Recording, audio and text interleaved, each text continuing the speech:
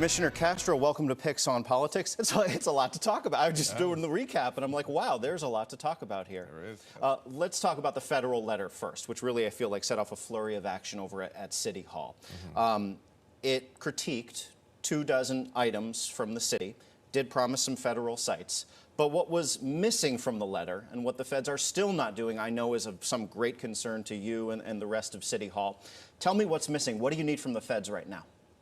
Well, look, first of all, we welcome feedback, and we're really glad that the federal government finally showed up after over a year of us leading the way on this humanitarian crisis. And frankly, when they were here a couple of weeks ago, I said it myself to them.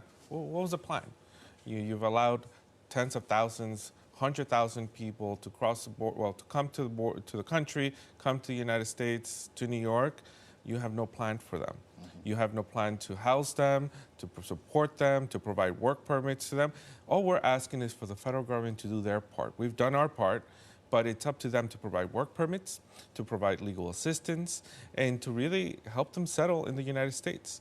And look, if they think they can do a better job, they should be setting up humanitarian centers throughout the country so that it doesn't fall just on New York to support the migrants. And even critics of City Hall's response, your office's, the mayor's office's response, acknowledge the city is not in an easy position. In fact, it's a very, very difficult position. I think everyone is acknowledging that at this point. But to zero in on those 24 concerns, are there one or two really actionable items you can point to and say, okay, yes, that would help? Is there anything that's changing right now?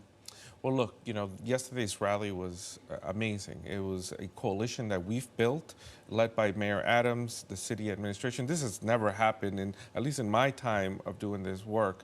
We put together a coalition to call on the federal government to provide work permits because migrants are asking for that, our business communities asking for that, and we do know that the federal government has the power to do more on this issue. So that's the first thing. Second thing is provide us with the appropriate support, financial support for our city and our state to be able to respond to this humanitarian crisis. So when the feds say day-to-day operations need improving, you say, hey, we need the money to do that improving? Is that kind of where we're at? Absolutely. Give us the funding to do this appropriately, and you'll see a better job. But look, bottom line, they need to do a better job themselves at the border to not allow migrants to be taken advantage by Governor Abbott and other political actors, taking advantage of asylum seekers, busing them to New York City, Chicago, and other places for political purposes. That's how this crisis started. As you can remember last year, Governor Abbott put people on buses, lied to them, told them, go to New York, you're going to see all these things provided to you, and yes, we're supporting them.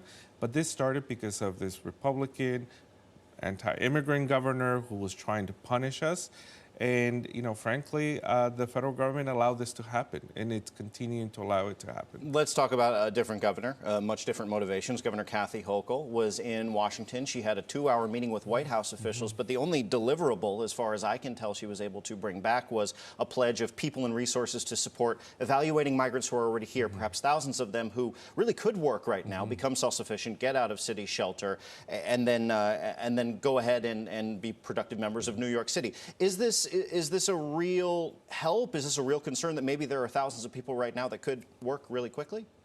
Well, look, we really appreciate the governor's echoing our concerns for the need to support New York City in this humanitarian crisis, for work permits for asylum seekers.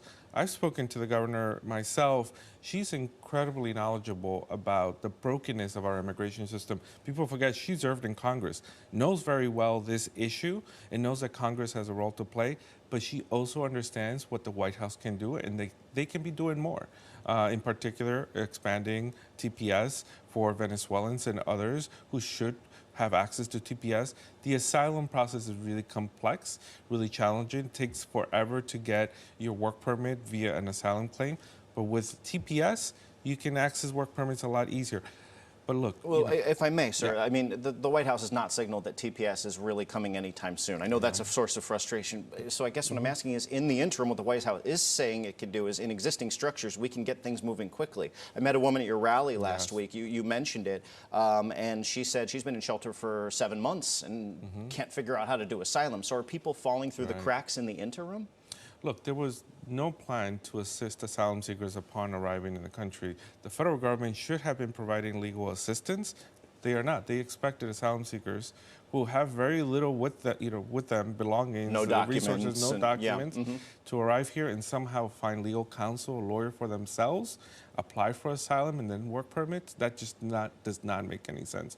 So this is another thing that the city has to step in and provide for asylum seekers. We've been helping them apply for asylum. More than 3,000 recently, right? More than 3,000. And look, our legal providers across the city, they're strained. They had a hard time providing assistance to the migrants that were already here. Now, 100,000 in the last year alone. It's an incredible feat. We're trying to help as many people as possible, but the reality is that this should fall on the federal government. One of many things that the federal government should be stepping in to support, and they have not. Let's talk about what's become an increasing source of strain, particularly around the former St. John Villa Academy on Staten Island, kind of brought the siting of these more than 200 locations into focus. Strong community pushback there, a legal battle. You had to move migrants in, move migrants out. There's about 22 there right now. You have neighbors watching day and night. Are you guys going to back off locations like that where there's open sort of hostility?